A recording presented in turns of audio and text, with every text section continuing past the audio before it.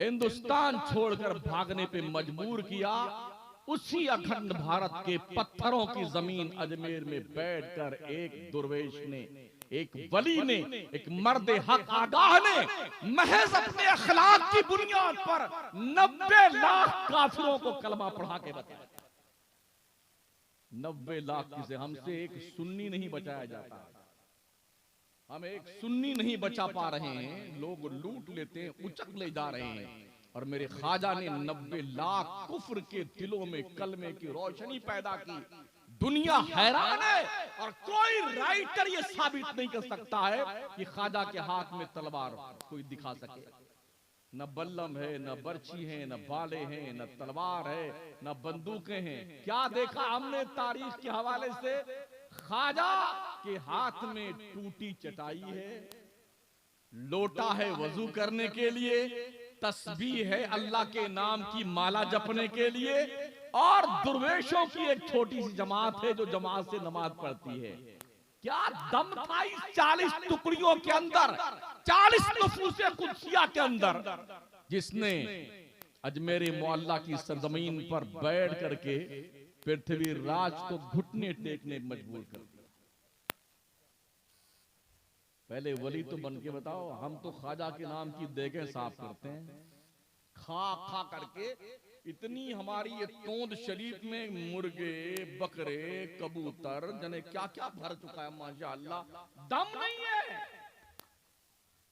वो सूखी रोटियां खाते थे, हलाल की खाते थे, जबान से जो बोलते थे अल्लाह उसे पूरा करता था। जयपाल जोगी को कैसे पटका था मेरे ख्वाजा ने? उड़ाना ना जयपाल जोगी, सुनाना उलमा से। यूं उड़ गया आसमान में, समझे लोग अब तो ये ख्वाजा पर गालिब आ जाएगा। मेरे ख्वाजा ने कुछ नहीं किया, सब महवे हैरत बैठे हुए थे। ख्वाजा ने अपने पैर की खड़ाऊं निकाल दिए ऐसे। बड़ी समझदार थी लकड़ी की खड़ाऊं भी। उसे मालूम पड़ गया कि मुझे किस बात का आदेश दिया गया। मेरे ख्वाजा ने अपने पैरों से खड़ाऊं निकाली और खड़ाऊं समझदार उड़ी हवा में और जयपाल जोगी के सर पे पहुंची। दे फटाफट, मारते मारते लाके कदमों में डाल दिया। गोया कि ख्वाजा ने बता दिया, मेरा काम तो बहुत बड़ा होता है, मेरे पैरों से अगर कोई लकड़ी की खड़ाऊं भी टच हो जाए ना, उसमें भी ये दम है, अच्छे अच्छों का दम निकाल दे। पहचानो अपनी ताकत को। झूठ मत बोलो मुसलमानों। हम अपने बचपन की बात जानते हैं। पूरे मुल्क हिंदुस्तान के अंदर आज हम जाते हैं, हमने ये देखा था बचपन में, लोग कसम खाते थे मुसलमान झूठ नहीं बोलता है, मुसलमान बेईमानी नहीं कर सकता है, मुसलमान किसी का हक नहीं दबाता है। मुसलमानों की मस्जिदों के सामने दर्जनों औरतें गैर मुस्लिमों की अपने बच्चों को लेके खड़ी रहती थी कि मुसलमान निकलेगा नमाज पढ़ करके फूंक मार देगा तो डॉक्टर ने जिस बच्चे को लाइलाज करार दे दिया, वो मरीज मुसलमान के दम करने से अच्छा हो जाता था। आज क्या वजह है कि हमारी मस्जिदों के दरवाजों पे लोग दिखते नहीं? हम जरा अपना मुहासबा तो कर लेंगे यार, अपने गरीबान में झांक कर देख ले, हम फाल्ट कहां हैं, गड़बड़ी कहां पैदा हुई, ख्यालात हमारे कहां बिगड़े हैं। सोचिए और 100 बार सोचिए। इमाम पाक का रोजा माशाल्लाह हमने देखा, नहर फरात बिल्कुल पास में, बिल्कुल पास, उसके करीब भी गए हम, ये सोच करके यही वो नहर है जिस नहर का पानी बंद किया गया था। मगर ये कितनी महरूम किस्मत नहर है जो लबे हुसैन तक नहीं पहुंची, खानदाने हुसैन तक नहीं पहुंची। और आज अल्लाह अकबर, पूरा करबला उनका, सिर्फ करबला नहीं पूरी दुनिया उनकी, सिर्फ दुनिया नहीं जन्नत उनकी है। अल हसन वल हुसैन सय्यदा शबाब अहले जन्ना। और दुनिया के अंदर बसने वाले मुसलमानों, हर पैदा होने वाला मुसलमान, चाहे बच्चा हो, चाहे बूढ़ा हो, चाहे जवान हो, सब जवान बनकर ही जन्नत में जाएंगे, बगैर दाढ़ी के होंगे। 30 से 33 साल की उम्र होगी, कद 60 हाथ का होगा हर जन्नती का। और इन सारे जन्नतियों का कमांडर इन चीफ का नाम इमाम हसन, इमाम हुसैन। इनके परमिशन के बगैर कोई माई का लाल जन्नत में नहीं जा सकता। कह दो उन चड्डी छाप मुसलमानों से, कह दो उन बदबख्त लोगों से जिन्होंने नके रगड़ रगड़ करके पेशानियों पे घट्टे बनाए हैं। ओ हुसैन इब्ने अली ने सजदा न बचाया होता ना करबला में, ना मस्जिदें रहती, ना मस्जिद में नमाज पढ़ने वाले रहते। उनका हक नहीं पहचानते हो तो नमक हरामी करते हो हुसैन की। अल्लाह जो खाना देता है ना, ये नबी का और नबी के घर वालों का सदका है। अल्लाह ने हमारे सर पर इज्जत के बाल उगाए हैं तो अहले बैत मुस्तफा का सदका है। हमारे चेहरों पे अगर ईमान का नूर दिखता है तो अहले बैत मुस्तफा का सदका है। हमारे दिल में ईमान की रोशनी है तो अहले बैत मुस्तफा की कुर्बानियों का समरा है। हमारा क्या है? कुछ नहीं। इसलिए मर्दों को चाहिए वो अपनी इस्लाह करें, इस्लामी माओ बहनों को चाहिए कि वो अपनी इस्लाह करें और अपने बच्चों का इस्लाह करें। सबसे पहली तरबियत गाह, पहला मदरसा, पहला स्कूल, पहली यूनिवर्सिटी बच्चों के लिए मां की गोद है। मां की गोद। माओ अपने बच्चों पे ध्यान दो, ठीक है? हमने तो ये देखा है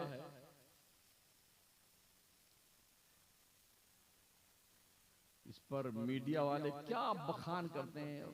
जब औरतें हमल वाली हो जाएं तो उनको गाने सुनने चाहिए, गाना सुनने से तबीयत में खुशियां पैदा होती हैं।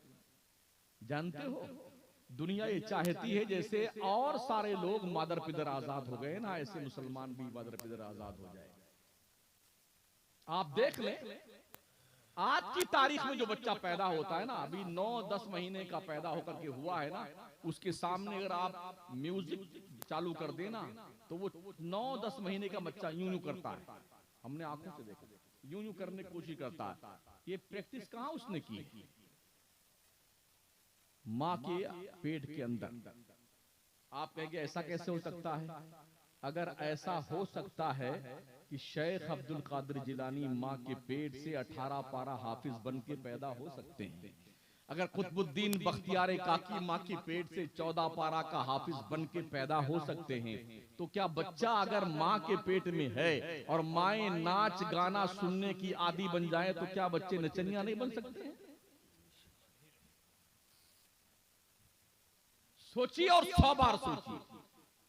वो माएं पैदा करती थी नमाजी, धनी तलवार के मैदान के गाजी।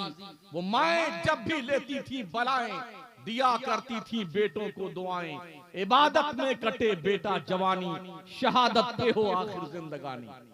जब वो माएं ऐसी होती थी तहज्जुद गुजार, तो बेटे मोहम्मद बिन कासिम पैदा होते थे, बेटे सलाहुद्दीन अय्यूबी पैदा होते थे, बेटे बख्तियार काकी पैदा होते थे, बेटे मखदूम अशरफ जहांगीर समनानी पैदा होते थे, अलाउल हक पंडवी पैदा होते थे, इमाम अहमद रजा पैदा होते थे। आज हमारी माओ और बहनों की गोद में फिल्मी दुनिया के अदाकारों के कल्चरे पाए जा रहे हैं। आज आपका बच्चा मोहम्मद बिन कासिम नहीं बनेगा, नचनिया बनेगा, गवैया बनेगा। आपके गोद में परवान चढ़ने वाली बच्चियां रक्कासा बनेगी, बेहुदा ताइफा बनेगी। अपनी औलाद को संभाल कर रखिए, कहीं ऐसा ना हो तुम्हारी, तुम्हारी कौम की, तुम्हारे मजहब की, तुम्हारे मुल्क मिल्लत के नामो निशान को मिटा करके कलंकित करके दम दे। जब से मोबाइल की दादी अम्मा तशरीफ लाई हैं, वो अंधेरे ही भले थे कि कदम राह पे थे, रोशनी लाई है मंजिल से बहुत दूर हमें। हमने पढ़ा है यूरोप की तारीख, इजराइल में कोई भी माँ बाप अपने बच्चे को 22 साल से पहले मोबाइल नहीं देते। यहूदी, समझ रहे हैं? 22 साल से पहले। दुनिया में सबसे ज्यादा सिगरेट जो है इजराइल में बनाई जाती है, कंपनियां वहां हैं, मगर कोई भी इस्राएली सिगरेट नहीं पीता है। और हमारे हिंदुस्तान में है पूछो मत, अंडे, बच्चे, बूढ़े, मर्द, औरतें ट्रेन में जाइए, जिधर देखिए फुकुर फुकुर फुकुर फुकुर बेटे चले जा रहे हैं, चले जा रहे हैं। जितनी ट्रेनें बिहार बंगाल से बंबई तरफ रवाना होती है, किसी बोगी में बैठ जाए बीड़ी, सिगरेट, तंबाकू, बदबू सी बदबू, बदबू ही बदबू, नाक बंद करने को, या अल्लाह कल जल्दी से निजात मिले इस बोगी से उतरने के लिए। अपनी जिंदगी बर्बाद करते हो, पैसे बर्बाद करते हो, ये कौन सी दानिशमंदी लोग, कौन सी दानिशमंदी। कैंसर लोगों के हो रहे हैं, ऐसे ऐसे डिजाइन के कैंसर। जरा कभी कैंसर हॉस्पिटल में जाकर के उन मरीजों की जियारत फरमा के आ जाइए जिन्होंने पूड़ियां, पान, बीड़ी, सिगरेट, और एक खत्म नहीं होता है ना मुंह वाला, ऐसे दोनों गाल फड़ा करते रहते हैं, एक और ठूस लिया, एक और ठूस लिया, ठूसते जाते हैं। लोगों, ये पैसे बचाओ, बहुत जरूरी है पैसे बचाने, इसलिए कि तालीम बहुत महंगी हो गई है, इलाज बहुत महंगा है। दुनिया चाहती है कि मुसलमान तालीम से दूर हो जाए, हम खुद ही दूर हैं।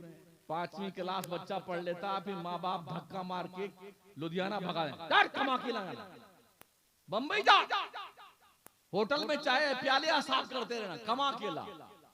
अरे पढ़ाओ, इन्हें पढ़ाओ, 20 साल तक आंखें बंद कर लो, मुल्क में क्या हो रहा है, सिर्फ पढ़िए, सिर्फ पढ़िए, सिर्फ पढ़िए।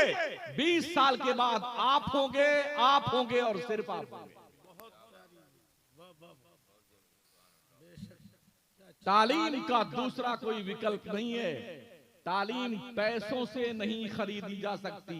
अगर तालीम पैसों से खरीदी जाती तो आज हर जाहिल इल्म वाला होता। हमने अरबपतियों को देखा है, जब उनको सिग्नेचर करने का नंबर आता है ना, तो वो ऐसे पकड़ते हैं, जलोबी बनाते हैं, जलोबी। उनको अपना दस्तखत करना नहीं आता। क्या करोड़पति साहब है, करोड़पति। पढ़िए, पढ़िए।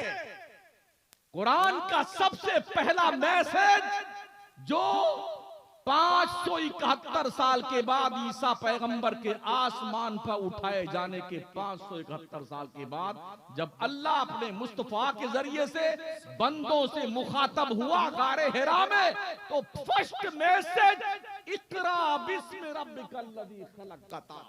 क्वालिफिकेशन, एजुकेशन, ज्ञान, शिक्षा, तालीम। कितनी हैरत की बात है, जिस मुस्लिम कौम की धार्मिक पुस्तक का सबसे पहला मैसेज रब का क्वालिफिकेशन है, उस मुस्लिम कौम का हाल ये है, शेड्यूल कास्ट से भी पीछे है तालीम के मैदान में।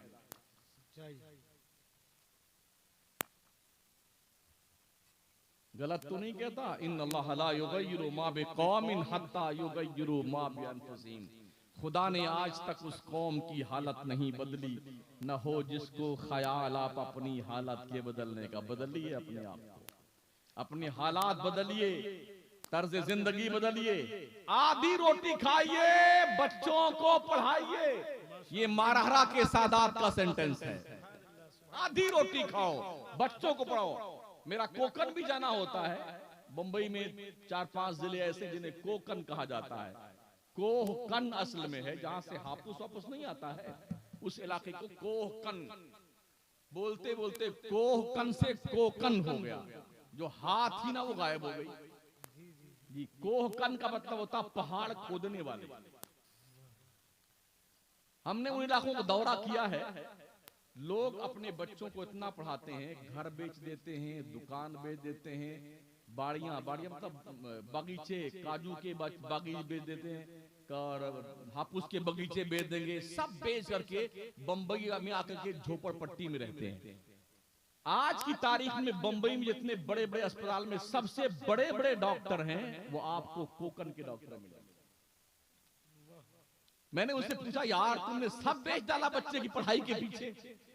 तो उनका जवाब क्या था, दोनों मियां बीवी का, इमाम साहब ऐसा है, हमने सब बेचकर अपने बच्चे को पढ़ा दिया है। अल्लाह की कसम, 1 साल में इससे ज्यादा हमारा बच्चा कमा लेगा जो हमने इसके पढ़ाई पे लगाया है। 1 साल एक एक डॉक्टर 10-10 जगह पेशेंट देखता है, प्राइवेट और अस्पतालों में अलग कमाता है। या होम कमाई, हम क्या कमाते हैं? थाली, हाथ गाड़ी, रिक्शा, बैलगाड़ी, टैक्सी ड्राइवर, टैक्सी पे पोछना, पोछा मारना, झाड़ू लगाना, ये हमारा काम है। केला बेचना, ये हमारा काम है। अरे जी पढ़िए पढ़िए, इसलिए भी पढ़िए कि 5 साल के बाद तुम्हारा मुकदमा लड़ने वाला कोई शख्स नहीं मिलेगा।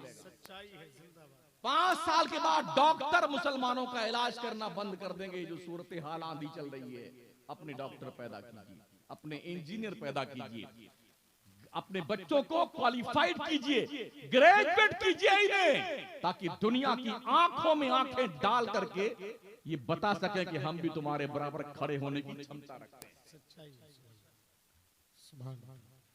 नारे तकबीर, नारे रिसालत, नारे रिसालत। खतीब अहले सुन्नत हजरत अल्लामा अलाउद्दीन साहब क़िबला चतुर्वेदी। सुभान अल्लाह। कोशिश कीजिए साथ, उर्स करें लिमिटेड, फातिहा खानी कर लें। जो पैसे इकट्ठा हो ना इस मौके पे, इन पैसों से बच्चों की निगहदाश्त कीजिए, पढ़ाइए बच्चों को। अपनी बच्चियों के लिए अलग कॉलेज खोलिए, स्कूल खोलिए, जहां सिर्फ बच्चियों का ही पढ़ने का अमला हो, पढ़ाने वालियां ही सिर्फ लेडीज हो, जेंट्स कोई ना हो। हम चलते हैं ना, हमें ट्रेन में, कभी प्लेन में, कभी कहां देखने को मिलता है। लोगों ने अपनी बच्चियों को, कोई जो है जेएनयू में पढ़ रहे हैं, कोई जामिया मिल्लिया में पढ़ रहा है, कोई हमदर्द में पढ़ रहा है, कोई अलीगढ़ यूनिवर्सिटी में पढ़ रहा है। तो ये लोग भ्रमण पे निकलते हैं, भ्रमण पे पूरी टीम निकलती है, 200-300 लड़के लड़कियों की टीम, कभी कश्मीर घूमने जा रही, कभी आबू रोड जा रही है, तो कभी कभी नहीं कहीं एयरपोर्ट पे मुलाकात हो जाती है, कभी ट्रेनों में मुलाकात हो जाती है। यकीन मानिए, लोग क्या सोचते हैं, मेरी गुड़िया तो दिल्ली पढ़ रही है, मेरा गुड्डू तो जामिया मिल्लिया में पढ़ रहा है। जब ये भ्रमण पे निकलते हैं ना, तो पूरा रास्ता वो उसकी टॉपर खींचता है, वो उसके गाल नोचता है, वो उसकी पैंटें खींचती है। ये हालात हमने माथे की आंखों से देखे। ओ कौम मुस्लिम के लोगों, अपने बच्चों और बच्चियों को या तो स्पेशली तौर पे अपने स्कूल कॉलेज बना के पढ़ाओ, वरना इस तालीम से जाहिल रखना ज्यादा बेहतर है। पता है तुम्हें, शेयरिंग बेस पे कमरे लेके शहरों में बच्चे और बच्चियां रहती हैं। 3 लड़के हैं, 1 लड़की है, 2 लड़के हैं, 2 लड़कियां हैं। हमारे नबी सल्लल्लाहु अलैहि वसल्लम ने फरमाया था, जब तखलिया में एक अजनबी मर्द और अजनबिया औरत होती हैं, तो शैतान बहुत जल्दी उनके दिमाग में खलल पैदा करता है और बहुत जल्दी गुनाहों के दलदल में वो डूब जाता है। और जब बहुत ज्यादा पानी सर से ऊंचा हो जाता है ना, तो फिर वो आते हैं, कोई पलीता बना दीजिए हजरत, कोई ताबीज दे दीजिए। अब क्या खाक ताबीज काम करेगी? हाँ, अब ये ताबीज बनाते फिर रहे हैं बेटे। तो बाबा जानते क्या करते हैं? जी जी बिल्कुल, कसम खुदा की, एक पलीते में काम। 9 चंदी जुमेरात को आना, और बंदर का नाखून, भालू के सीने का बाल, शेर के सीने की हड्डी, हिरन का नाफा, ये सब लेके आना। हजरत कहाँ मिलेगा? सब मिलता है साहब, 10,000 रुपए लगेंगे। कहा ठीक है हजरत, ये रख लीजिए, किसी से कहिएगा मत। और कोई बात नहीं, हमको क्या जरूरत पड़ी है। अब बाबा ने उल्टी सीधी लकीर खींची, कहा अब आइए, इसको लेके जाइए, इसको काले कपड़े में सिल करके, काले धागे में बांध करके, और रात के 12 बजे पुरानी कब्रिस्तान में जाइए, पुरानी कब्र को खोदिए, उसमें गड्ढा करने के बाद मछली के मुंह में रखिए, जिंदा मछली होनी चाहिए, और मछली का मुंह भी काले धागे से बांधिए। खड़ी खड़ी मछली डाल देना कब्र में, और मट्टी डाल के पीछे मुड़ के मत देखना। उसका बाप नहीं देखे, इतना डर जाता है, कभी पीछे नहीं मुड़ के देखेगा। अब वो रोज इंतजार करता है, या अल्लाह कब असर करेगा, कब असर करेगा, कब खाक असर करेगा। मछली भी सड़ गई और तावीज भी सड़ गई, उधर मामला भी सड़ गया। हमारे तो 10,000 पक्के हो गए बाबा जी के। हाँ हजरत, खत्म कर देता हूं। बहुत दूर से आया था, सोचा था कुछ काम की बातें करेंगे आपसे, लेकिन देर मुझे भी हो रही, क्योंकि मेरी भी ट्रेन तशरीफ लाएगी कुछ देर में। आपके स्टेशन पे, तो बस आखिरी बात अर्ज कर दूं 5-7 मिनट में।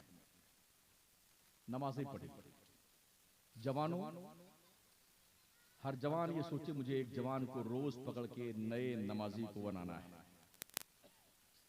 अपने छोटे बच्चों को साथ में लेके जाइए मस्जिद में। मेरे नबी ने फरमाया था कि जब बच्चे 7 साल के हो जाएं तो इन्हें नमाज की आदत डालो। 10 साल के हो जाएं, ना पढ़ें तो डंडा मार के पढ़ाओ।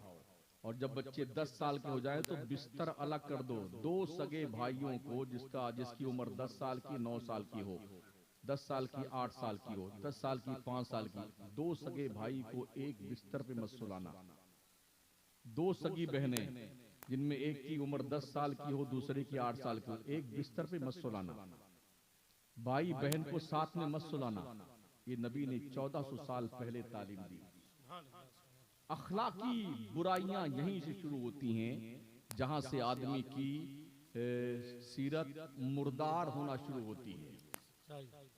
मैंने जब यूरोप का कल्चर पढ़ा, मुझे बड़ी हैरत हुई। यूरोप में आज की तारीख में 3 तरह के लोग पाए जाते हैं। एक लोग वो हैं जो शादी करके रहना चाहते हैं, लेकिन शादी करने वाला जोड़ा अपनी बेगम से ये नहीं पूछ सकता कि हमारी निकाह से पहले तुम्हारे कितने बच्चे हैं। ना बेगम पूछ सकती हैं कि हमारी तुम्हारी शादी हो रही है, तुम्हारे पहले से कितने बच्चे हैं। ये एक टाइप के लोग हुए। दूसरे टाइप के लोग क्या है, जो चाहते हैं कि हम यूं ही न्यूट्रल रहेंगे, शादी नहीं करेंगे, अकेले जिंदगी गुजार लेंगे। जब उनका सर्वे किया गया तो सगा भाई अपनी बहन के साथ जिंदगी गुजारता है, बेटा अपनी माँ के साथ जनाकारी करता है। ये यूरोप का कल्चर है, सुन लो कान खोल करके। तीसरा ग्रुप समलैंगिक का है। मर्दों ने मर्दों से शादियां कर ली हैं और औरतों से शादियां कर ली हैं। तुम जिन्हें यूरोप को बड़ा मुहज्जब समझते हो ना, ये हराम खोरों का ये किरदार है। वो भी यही चाहते हैं कि हिंदुस्तान के लोग भी हिंदू मुस्लिम सिख ईसाई ऐसे ही पगला जाएं जैसे हम पगलाए हुए। एक दो नहीं, मैंने 1985 में पढ़ा था मुंबई में एक मैगजीन में, तन्हा अमेरिका में, बर्तानिया में, जर्मनी में 67 लाख 65 लाख 62 लाख वो हरामी बच्चे चिल्ड्रन हाउस में पल रहे हैं, जिनका ये पता नहीं कि उनका बाप कौन है और उनकी माँ कौन है। वो वक्त भी देखा है दुनिया की निगाहों ने, लम्हों ने खता की थी, सदियों ने सजा पाई। इस्लाम नस्लों के हिफाजत की गारंटी देता है। शादियां करो इसलिए ताकि तुम्हारी नस्लें पनपे। हजरत सिद्दीक अकबर इल्मे अंसाब कितने बड़े माहिर थे। पूरे हिजाज में नस्ब का जानकार उनसे बड़ा कोई नहीं था। नबी के बाद कोई भी शख्स जाता पूछता कि हमारे बाप का फला नाम है, तो हजरत सिद्दीक अकबर 50 उनके बाप दादा के दर्जनों नाम बता देते जबानी, फला फला फला फला फला फला फला।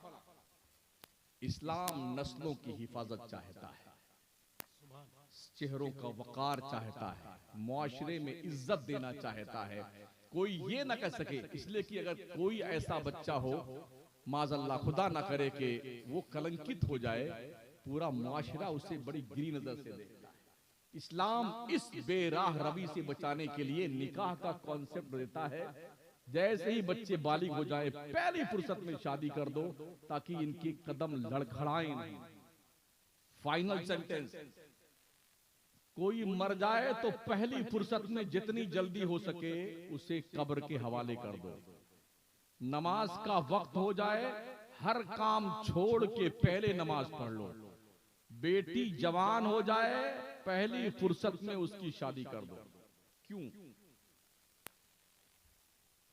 नमाज का वक्त हो जाए, हर काम छोड़ के नमाज पढ़ लो। ये कर लें फिर पढ़ लेंगे, ये कर ले में हो सकता है तेरी रूह निकल जाए, फिर तू क्या करेगा? मैयत घर पे हो गई है, बेटा दुबई में, अरे भी घबराना मत, मैं आ रहा हूं फ्लाइट से। अब उसको बेचारे एक तो मर गया, दूसरे उसको लगा करे बर्फ की सिल्ली ठसा ठस। अब आराम फरमाइए आप, 24 घंटे में वो दिल वो एयर पे उतरेंगे, एयरपोर्ट पे, फिर पटना एयरपोर्ट पे, जहां भी होगा तब वो जलवा फरमा होंगे, वो आएंगे, आते ही भौं से रोना शुरू करेंगे और ऐसे खोला जल्दी को जल्दी को। मरदूद, इतने ही काम के लिए तूने 24 घंटे सत्यानाश किया इसका? ये क्या लॉजिक है यार?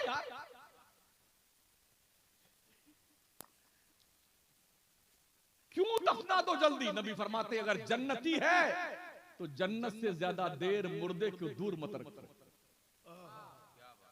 उसको उसकी मंजिल पहुंचा दो। और अगर जहन्नमी है तो ये बोझ अपने सर पे रोक के मत रखो, कहीं ऐसा ना हो इस अताब के लपेटे में तुम भी आ जाओ।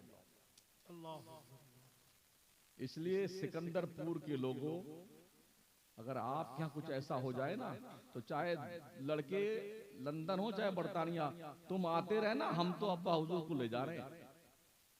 और लड़कियां बालिग हो जाए तो पहली फुर्सत में शादी कर दो, कहीं ऐसा ना हो, खुदा हजार बार ना करे, कदम लड़खड़ा गए ना तो नस्लें उस सजा को भुगतती। अरे वो फलनवा जिसकी लड़की वो भाग गई थी, यही होता है ना। इस्लाम इस कलंक से बचाने के लिए ये हुक्म नबी ने दिया है, पहली फुर्सत में बच्ची की शादी कर दो। शादी के लिए लान तान मोटरसाइकिल, गाड़ी, 4 व्हीलर, ये सब की जरूरत नहीं है। शादी 2 गवाहों की मौजूदगी में ईजाब व कबूल का नाम शादी है, बस खत्म कहानी। ना 1 रुपया इधर का लगे ना 1 रुपया उधर का लगे। ये अंगूठी और रुमाल काला पीला और लाल यूं लगा के बैठता दूल्हा ना, दूल्हा यूं लाल लाल रुमाल लेके, हाँ बेटा पहुंचेगा ना ठूस के खा लेगा खुद, और जब खाना खाने आएगा तो फकीरों की एक टोली उसके साथ में होती है, मंगतों की 10-12 दोस्त होते हैं उसके, जो दोस्त के साथ आएंगे खाना खाने के लिए। अब वो ऐसे लाल रुमाल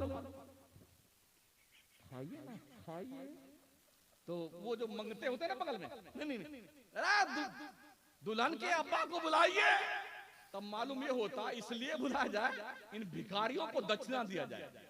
हाँ, तो दूल्हे राजा के लिए गाड़ी लाई जाती है, घड़ी लाई जाती है, कुछ नकद रखा जाता है, और उन मंगतों को भी 500 रुपया दीजिए भिखारियों को। अरे वो भिखमंगो, मेरे खाजा के चौखट पे आ जाओ, हजारों मंगते पलते, तू भी पल जाएगा यार। यूं दूल्हे राजा क्या शान से जा रहे भिखारी, तुझे शान जेब नहीं देती तो ससुराल वालों का भिखारी बन के जा रहा है। सोफा लेके आएगा, हमने देखा है घर में हजरत रहने की जगह नहीं, सोफा ऐसे लटका देते हैं, उस पे उसमें चूहे आराम फरमाते हैं, पूरा खानदान अंडे बच्चे सब इसमें तशरीफ रखते हैं। हाँ, अल्लाह के वास्ते फिर कभी मौका मिला तो गुफ्तगू आपसे की जाएगी। अभी तो मैंने तकरीर वगैरह नहीं की है, तकरीर मैंने शुरू ही नहीं करी अभी, समझ रहे हैं, थोड़ा सा तकरार आपसे कर लिया है। तकरीर मेरी उधार है, अल्लाह ने कभी चाहा तो मुलाकात का शरफ होगा, इंशाअल्लाह फिर गुफ्तगू होगी। अस्तगफिरुल्लाह रब्बी मिन कुल्लि ज़ंबि व अतूबु इलैह, ला इलाहा इल्लल्लाह मुहम्मदुर रसूलुल्लाह। अल्लाह आप सबको जिंदा और सलामत रखे, खैरियत के साथ आप लोग दीन और सुन्नियत का काम करें और नमाजें जरूर पढ़ें। ये आपकी पर्सनल वो अमानत है, वो कमाई है जो नॉमिनी को भी नहीं मिलेगी। बैंक में जाते ना खाता खुलवाने के लिए तो पूछता है नॉमिनी कौन है, तो कोई अपनी बेगम का नाम लिखाता है, कोई बेटे का नाम लिखाता है। अगर आपको खुदा ना खास्ता कुछ हो गया ना तो जो रकम मिलेगी वो आपको मिलेगी। नमाज, रोजा, हज, ज़कात, अच्छे अमाल ये किसी नॉमिनी को नहीं मिलेंगे, आपको मिलेंगे। उस दिन मिलेंगे जब आपका बाप और आपकी माँ भी एक नेकी आपको देने को तैयार ना हो। अस्सलाम वालेकुम।